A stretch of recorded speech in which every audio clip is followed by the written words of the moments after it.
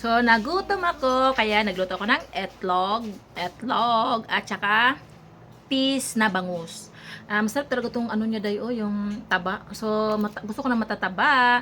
And, di ba nga, naglo-low carb ako. So, nag-start ako na mag-low carb last January 5 until today.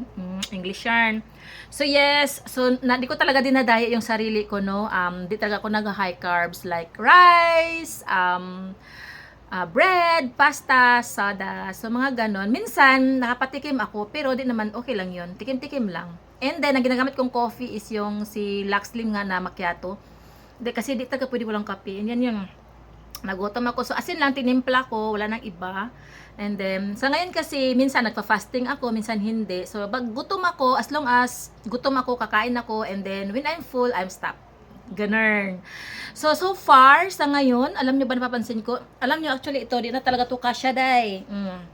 Sobrang sikip na to, day. Ngayon, lumuwag na talaga siya, day. As in. So, kasi di ako nagtimbang, no? Pero alam ko man yung ano ko, mga damit na lang ako nagbe-base, and then yung mga skinny jeans ko, maluwag na, nawawala na yung puwet ko. Yun ang talagang pangit, no, pag pumayat ako. Kasi ang puwet, yung pisngi ko, day, kung napapansin nyo, dati gano'n yun, no? Ganon yan. So, wala siyang ganon. Ngayon, gumano na siya.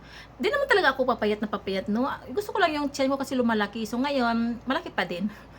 Pero, may konting improvement. So, small progress is still a progress. Di ba? So, continue lang, push lang.